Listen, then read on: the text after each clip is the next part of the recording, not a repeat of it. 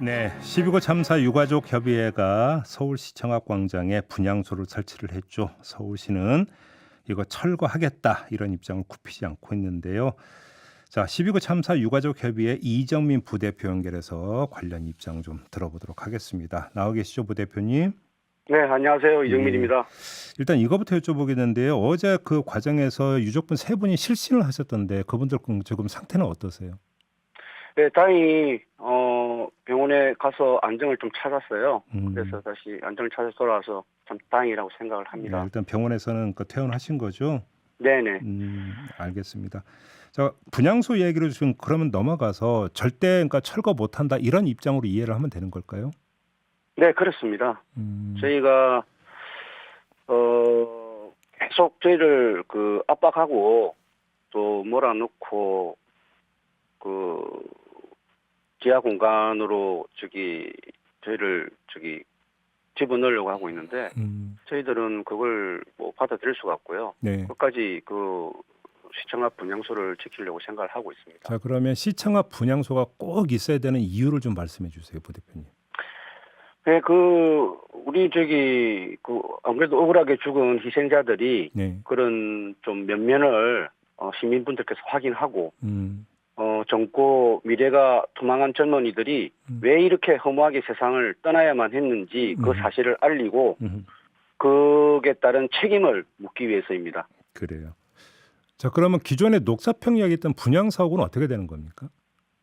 예, 일단 당분간 녹사평형 분향소와 시청 분향소를 같이 유지를 하고요. 네네.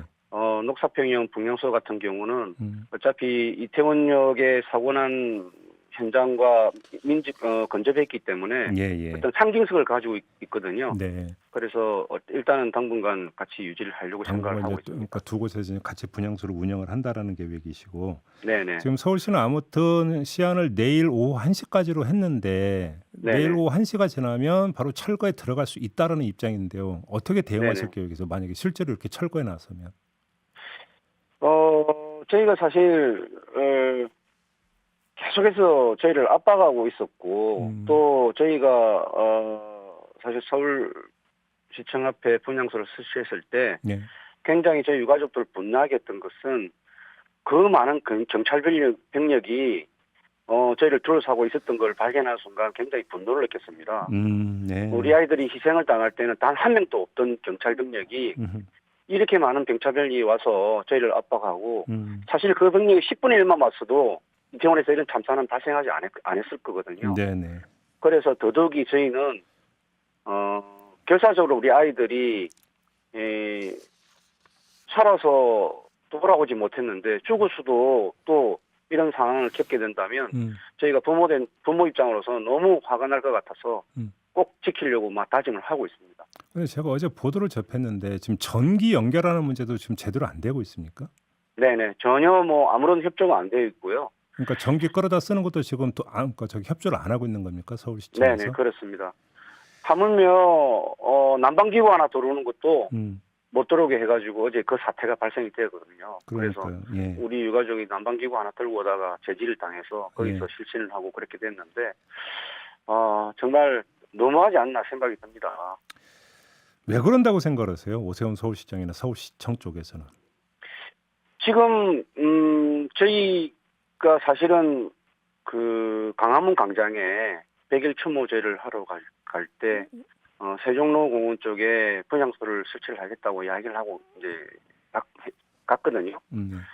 그런데 거기를 이미 전날 다 봉쇄를 해버리고, 음, 전혀 뭐 진입을 못하게 만들었더라고요. 음, 그래서 사실은 저희가, 어, 이런저런 압박이나 이런 것들을 계속 주위에서 해서 음, 저희가 옴짝달싹 못하게 뭐 아무데도 갈 곳을 그렇게 만들어가지고 네. 서울시에서 제안하는 그 녹사평 지하 4층 음, 그쪽으로 들어갈 수밖에 없게끔 만드는 음. 그런 형태인 것 같습니다. 그래서 그러게. 시청 앞도 계속 못하게 이렇게 극렬하게 제지를 하는 것 같습니다. 바로 그 이제 그 어찌 보면 이제 근본적인 문제는 추모 공간이잖아요. 네네. 지금 서울시에서는 녹사평역 지하 4층을 제안을 한 거죠. 네네, 그렇습니다. 근데 그 도저히 지금 이곳으로는 들어갈 그런 그 상황이 안 됩니까? 녹사평양 지하사청은요. 예. 거기 가보신 분은 알겠지만 음. 또 상식적으로도요. 음. 우리 희생자들이 이태원 그 골목에서 숨을 못 쉬어서 압살을 당했습니다. 네네네. 그런데 어떻게 그런 곳에 지하 공간에 비숙한 지하 공간에 거기서 추모 공간을 만들라는 거지. 그건 상식적이지 않다고 생각을 합니다. 그리고 거기는 또 지난 2001년에 기름 유출 사고가 나서 발암 물질이 나오는 곳이라고 그렇게 보도가 예. 되었었는데 예. 그런 공간에 들어가라고 하는 게 과연 희생자들을 위한 예우인지 정말 어처구니가 없습니다. 그리고 그 전 단계에서 서울시가 세 곳을 제안한 바가 있었잖아요. 네네. 근데 어제 MBC 보도를 보면 이 세 곳 모두 민간 건물이고 심지어 건물주가 모르는 경우도 있었다는 지금 보도가 어제 나왔는데 네네. 서울시가 왜 이렇게 혹시 조치했는지 설명 이런 거 혹시 들으신 바 있으세요? 그러니까 그 당시에는요. 예. 이 공간 자체를 이제 저희가 추모 공간을 계속 이야기를 했었고 언론에서도 이야기가 되어졌는데 예. 굉장히 급작스럽게 그냥 뭐 별 고민 없이 어떤 공간을 제한을 한다는 거를 보도하고 그런 언론 플레이를 하기 위해서 하는 거라고밖에 생각이 들지 않습니다. 그러니까 깊은 고민 없이 그냥 공간 세 개를 만들어서 던져놓고 네. 우리가 이렇게 공간 제한을 했다. 이런 식으로 제한을 한 거죠. 어쨌든 그 공간들을 가보지 않으신 분들은 모르니까 그러니까요. 일단 공간이 제한됐다라고 판단을 하게끔 만들고 네. 거기 자체는 정말 뭐 어제 뉴스에서도 보셨겠지만 그거는 뭐 참 말이 안 되는 말이 안 나오는 그런 공간입니다. 알겠습니다. 지금 그 녹사평 시민분향소 근처에서 극우 단체가 이제 계속 뭐 시위하고 이런 적이 있었고 그래서 이거 막아달라고 법원에 이제 가처분 신청을 했는데 법원이 이걸 기각을 해버렸어요. 네네. 어제 그 기각된 내용을 보고 너무 많이 화가 났습니다. 네. 어떻게 법원에서 2차 가해를 인정을 하는 것인지 그런 기각한 이유가 집회의 자유가 더 우선에 있다라고 그렇게 설명이 되어 있더라고요. 네. 근데 과연 그것이 진정한 집회의 자유인지 예. 저는 다시 부근에 묻지 않을 수가 없습니다. 저희를 괴롭히기 위한 목적으로 집회를 하고 있는데 네. 그거를 집회의 자유라는 이유만으로 2차 가해를 인정한다면 앞으로 2차 가해는 계속적으로 더 많이 발생을 할 것이고 그에 대한 책임을 과연 누가 질 것인지 묻지 않을 수가 없습니다. 알겠습니다. 항고하시는 거죠? 네, 당연히 저희가 항고를 할 겁니다. 알겠습니다. 그리고 부대표님 시간이 이제 거의 다 됐는데 짧게 하나만 여쭐게요. 네네. 야 3당이 어제 이상민 장관 탄핵 소추안을 발의를 했고 내일 네네. 통과시킬 예정이라고 하는데 유족 측의 네네. 입장은 어떤 겁니까?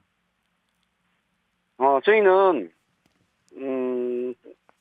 지금 명확하게 예. 이상민 장관은 그 자리에 있어서는 안 된다는 저희들 생각입니다. 탄핵을 시켜야 된다는 입장이신 거죠? 그러니까. 네, 이상민 장관이 스스로가 책임을 지고 물러날 기회를 여러 차례 줬지 않습니까? 네. 그런데도 본인이 그걸 거부하고 있었고 결국은 행정안전부라는 그 안전에 막중한 책임을 지고 있는 중부처의 장관이 알겠습니다.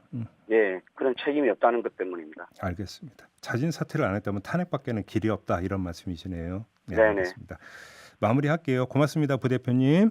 네, 감사합니다. 네, 12.9 참사 유가족 협의회 이정민 부대표였습니다.